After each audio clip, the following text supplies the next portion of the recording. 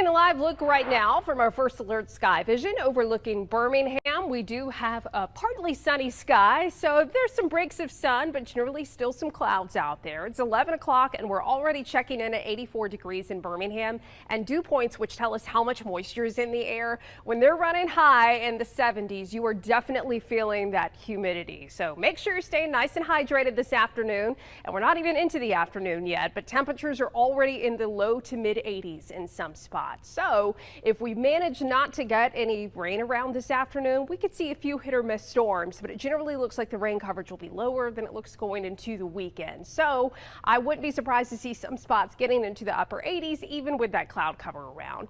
Now for tomorrow, we do have a first alert for a better chance of storms. I think especially as we get into the afternoon and evening hours, we get into that heat of the day, we could begin to see more thunderstorms firing up. Now the thing is, in the days ahead, with these heightened thunderstorm chances we have, it's not going to be raining all day long. We'll keep around that rain chance, but I think we're going to be seeing off and on rounds of storms, and a few of those could be on the strong to severe side, but it's not an organized severe threat. So you see, as we go into the weekend, a decent chance of some scattered storms developing on both Saturday and Sunday. When there aren't any storms around and you get some breaks of sunshine,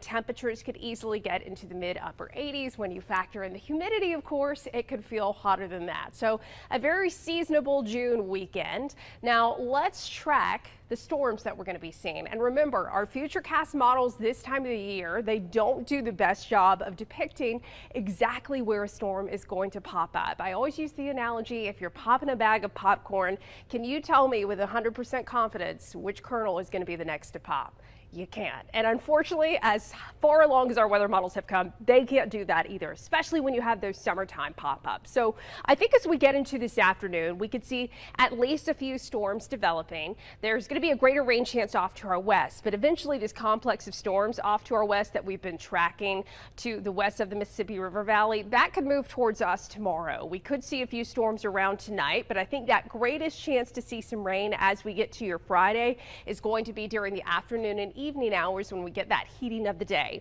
Now, when these storms come in tomorrow, there's an isolated chance you could see a severe storm, but I think our main concern is that these storms tomorrow could have the potential to produce some heavy downpours that could lead to some localized flooding, some frequent cloud to ground lightning, and possibly some gusty winds or small hail. Then we may start off Saturday quiet before the potential of more storms to develop as we go throughout the day. And you'll notice too, winds are going to be coming in out of the southwest. Anytime